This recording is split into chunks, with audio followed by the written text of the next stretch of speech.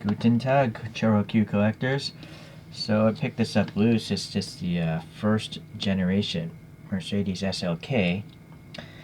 I think this is a pretty novel car for its day. It had a hardtop convertible, but this was way back in 1996, I think, is when it first came out. And then it was sold up until 2004. It's a small car. SLK means sport light compact, I believe, when it's translated from German. Okay, so this Choro-Q obviously isn't as detailed. It doesn't even have red paint on the taillights, which is pretty weak. And then the front bottom part, it doesn't match up this area here. Okay, nor is there a Mercedes star in the grille. So this is definitely probably just one of their, like, well, no, actually it says HG, which I think is high grade.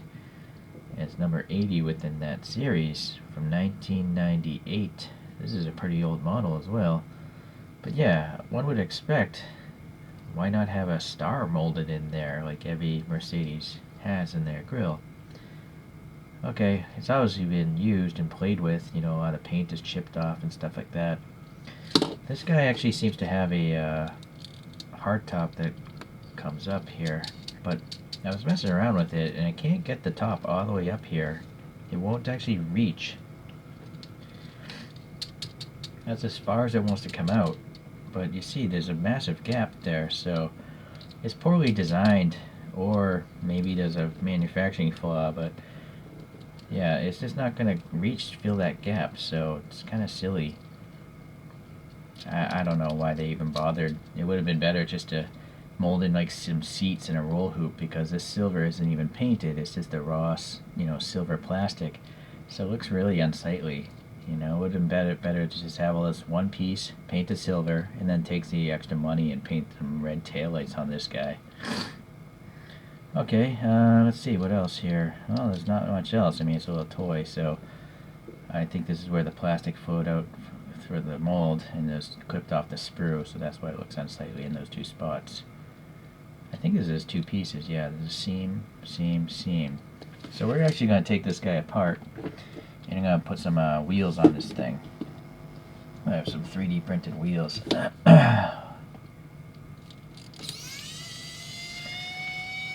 Okay. So there's tab in the back. Sometimes these tabs are really tight. Yeah, this is the case of this one. I don't know why this is the... Yeah, see? Like this, I think this tab is wider than the actual opening. Oh, there we go. Alright, so there's the inner workings of the convertible. So I'm curious, now that I have this open, can this actually reach that position? I don't think it can. Look, I'm pushing it all the way up there. But now the windshield's popping off. So that's interesting that this would be... Well, I guess they had to make a separate piece because this is a silver plastic, and this windshield is obviously a smoked clear plastic. So I gotta put that back on the pegs there.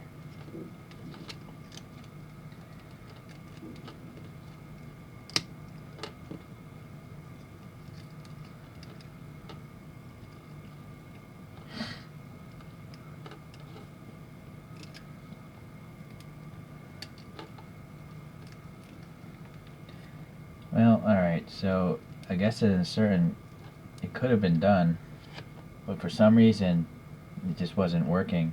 But look at this gap that it's leaving there as well, with the roof in the proper position. So, oh well. Okay, so why is this plastic piece here? It's keeping the windshield from in place, but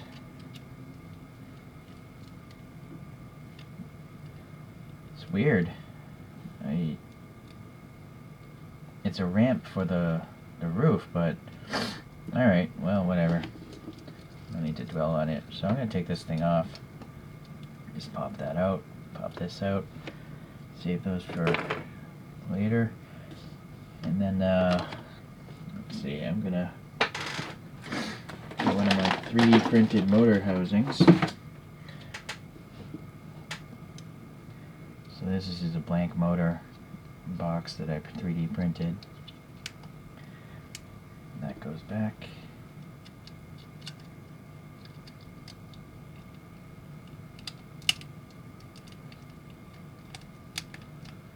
Okay.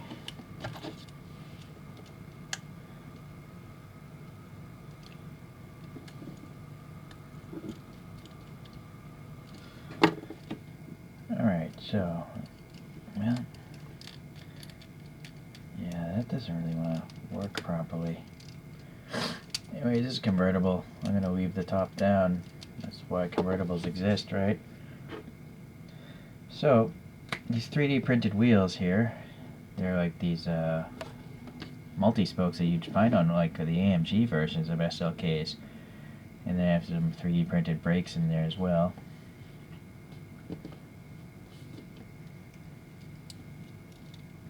I'm using some Uhu Patafix putty. It's Patafix Pro, comes in this gray color. I think I put too much on that first wheel, but let's get this guy here. Yeah, that's better. So this one has too much putty, but the putty's great because it doesn't leave any marks. It doesn't tear paint away, it seems. It's never hardens. It's some sort of plastic, I'm guessing. Some sort of plastic that never hardens. Okay. Well, I need to get the brake rotor in the proper position. The brake caliper, I mean. So maybe spin it there. So there you can see.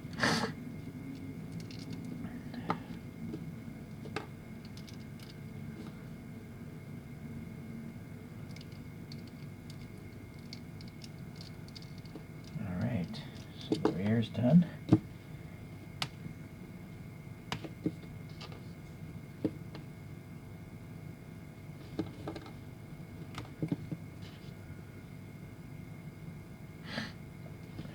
There's the putty. I don't know if these brake calipers are in the right position, but I always put them inboard. Closer to the door.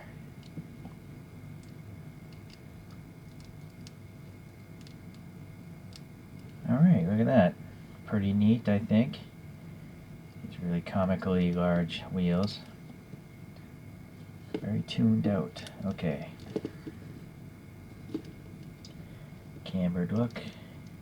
Okay. Alright, let's compare it to a couple other vehicles here, or models, or toys, whatever you want to call these things.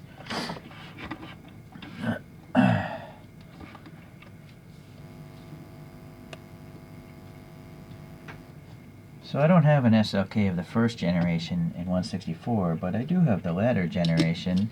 This is made by ChoroQ. So I think the general proportions would be similar, you know, if it was actually a 164 of the first generation. Alright, so you can actually see the foreshortening and how cartooned out this Choro-Q is. But yeah, so really, the lack of the red paint on the taillights is really bothersome. Okay, that's enough for that comparison. Let's pull out a couple other Choro-Qs. Let's see. Just gonna put a stock Miata up here since it's a convertible. This is, I think, the third generation Miata.